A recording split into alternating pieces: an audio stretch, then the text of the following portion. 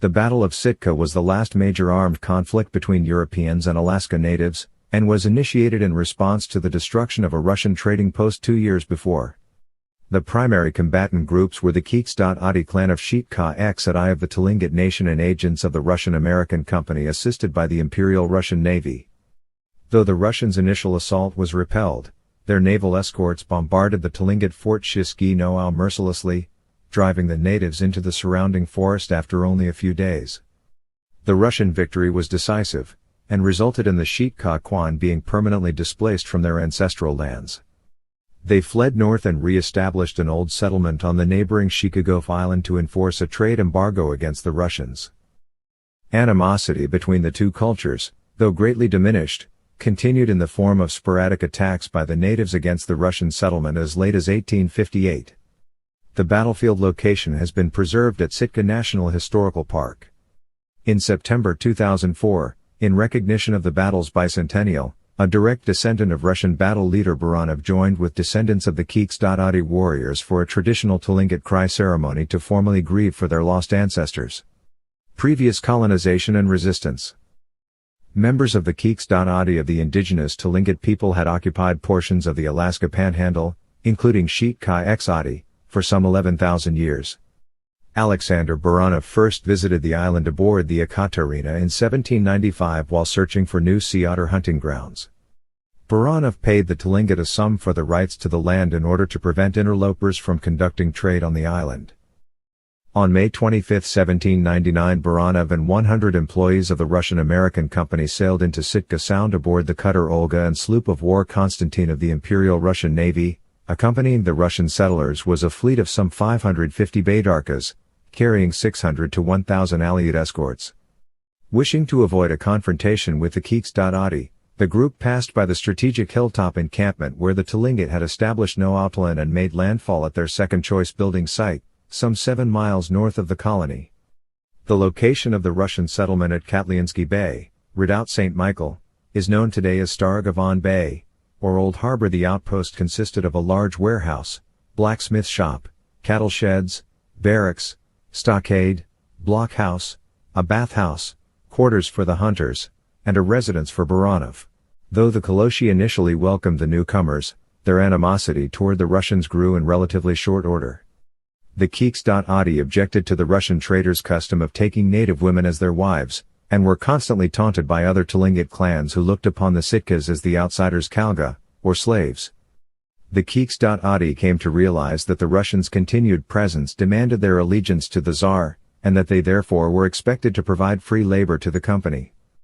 Competition between the two groups for the island's resources would escalate as well. 1802 Battle. Despite a number of unsuccessful Tlingit attacks against the post during the winter of 1799, business soon prospered. Urgent matters required that Baranov return to Kodiak in 1800. 25 Russians and 55 Aleuts, under the direction of Vasily G. Medvednikov, were left to staff the post. In spring 1802, the population of Redoubt St. Michael had grown to include 29 Russians, 3 British deserters, 200 Aleuts, and a few Kodiak women. It was rumored that the British staged a meeting with the northern Tlingit clans in Angoon in 1801, wherein they offered muskets and gunpowder to the Tlingit in exchange for exclusive fur trading rights. On June 20, 1802, a group of Tlingit warriors from along Kiks.ádi and nearby X'áat'i, painted like demons and wearing animal masks carved out of wood, attacked the Russian fort. The natives were well armed with spears and modern firearms. Led by the chief Shís'gi, the raiding party massacred all of the men, looted and burned the barracks and storehouses, destroyed a ship under construction, and enslaved the surviving women and children. A few Russians and Aleuts who had been away from the post hunting, or who had fled into the forest, subsequently reached safety and relayed news of the attack to 2 foreign ships at anchor in the Sound. After brief negotiations, the Tlingit agreed to ransom a few of the survivors to the commander of the American ship Alert out of Boston. Captain James Barber of the British ship Unicorn, also anchored nearby, lured Shís'gi and several of his raiders aboard and placed them in the brig, subsequently exchanging them for the remaining lone Russian and 18 Aleut captives. The Unicorn then set sail for Kodiak, where it delivered the survivors and the news of the attack to Baranov on June 24. Barber extracted a ransom of 10,000 rubles for the return of the colonists, a mere 20% of his initial demand. Russian reprisal. Following the Kiks.ádi victory, Tlingit shaman Shís'gi Noow urged the clan to construct a new fortification that was capable of withstanding cannon fire, and provided an ample water supply. Despite strong opposition, the shamans prevailed, and the Kiks.ádi made preparations for war. The Sitkas sent messages to their allies requesting assistance, but none was forthcoming. They would face the Russian fleet on their own. The Tlingit chose to construct the roughly 240 feet by 165 feet Shís'gi Noow at the high water line near the mouth of the Indian River to take advantage of the long gravel beach flats that extend far out into the bay. It was hoped that the shallows would prevent the Russian ships from attacking the installation at close range. Some 1,000 native spruce logs were used in the construction of 14 buildings and the thick palisade wall that surrounded them. The Kiks.ádi battle plan was a simple one. They would gauge the Russian strength and intentions at X'áat'i, then strategically retreat to the perceived safety of the new fort. Baranov returned to Sitka Sound in late September 1804 aboard the sloop of war Naval under the command of Lieutenant Commander Yuri Fyodorovich Lysiansky. Naval was accompanied by the Ermak and two other smaller, armed sailing ships, manned by 150 Promyshleniks, along with 400 to 500 Aleuts and 250 Baydarkas. In this engagement, fortune favored the Russians from the outset. On September 29, the Russians went ashore at the winter village. Lysiansky dubbed the site Novo-Arkhangelskaya Mikhailovskaya, a reference to the largest city in the region where Governor Baranov was born. Baranov immediately sent forth envoys to the Tlingit settlement with offers of negotiation for the X'áat'i site, all of which were rebuffed. The Tlingit merely hoped to stall the Russians long enough to allow the natives to abandon their winter village and occupy the sapling fort without the enemy fleet taking notice. However, when the Kiks.ádi sent a small, armed party to retrieve their gunpowder reserves from an island in nearby Ţánaș, the group was spotted and engaged in a firefight with the Russians. An errant round struck the canoe in which the Tlingit were transporting the gunpowder, igniting the cargo and causing it to explode. When the smoke cleared, it was evident that none of the expedition, comprised of upper caste young men from each house and a highly respected elder, survived the encounter. Baranov's emissaries notified the Tlingit that the Russian ships would soon begin firing on the new fort. Day 1. On or about October 1, the naval was towed by the Aleut from Křestov Sound into the shoals near the mouth of the Indian River. A Russian landing party, led by Baranov and accompanied by 400 Aleuts acting as light infantry, assaulted the Tlingit compound, only to be met by continuous volleys of gunfire. The Aleuts panicked and broke ranks, retreating to the shore where their Baydarkas waited. The Kiks.ádi warriors, led by their new war chief Sheet'ká Ḳwáan, wearing a raven mask and armed with a blacksmith's hammer, surged out of Shís'gi Noow and engaged the attacking force in hand-to-hand combat. A second wave of Tlingit emerged from the adjacent woods in a pincer maneuver. Baranov was seriously injured and the Russians fell back to the water's edge, just as the naval opened fire to cover the retreat. 12 of the attackers were killed and many others injured during the melee, and the Russians were forced to abandon several small artillery pieces on the beach. That night, the Tlingit rejoiced at having repulsed the Russian onslaught. Day 2. Inasmuch as Baranov's battlefield wounds prevented him from continuing the battle, Lieutenant Commander Lysiansky assumed command, ordering his ships to begin shore bombardment of the Tlingit position. The initial barrage consisted mainly of ranging shots as the vessels attempted to determine the optimum firing range. Unable to breach the fort's walls, the Russians ceased fire in the early afternoon and sent a messenger ashore under a flag of truce. It was constructed of wood, so thick and strong, that the shot from my guns could not penetrate it at the short distance of a cable's length. From the log of Yuri Lysiansky, captain of the naval. Much to the Kiks.ádi's amusement, the message demanded their surrender, which they rejected out of hand. The Tlingit replied with their own demand that the Russians surrender, which was also rejected. The Russian cannon fire resumed until nightfall. After dark, the Kiks.ádi met to consider their situation. They all believed that the Russians suffered too many losses the day before to mount another ground attack. The Tlingit's goal had been to hold out long enough to allow the northern clans to arrive and reinforce their numbers, but the shortage of gunpowder limited their ability to remain under siege, a factor that made ultimate victory seem less likely. The Tlingit concluded that a change in tactics was in order. Rather than suffer the ignominy of defeat on the battlefield, they formulated a strategy wherein the clan would disappear into the surrounding forest and establish a new settlement on the northern part of the island. Day 3. The naval and her escorts resumed their day-long bombardment of the Tlingit fort at sunrise. The Kiks.ádi responded with offers of a truce, hostage exchanges, promises of more talks, and even the possibility of surrender. Unbeknownst to the Russians, the clan's elderly and young children had already begun the trek to X'áat'i.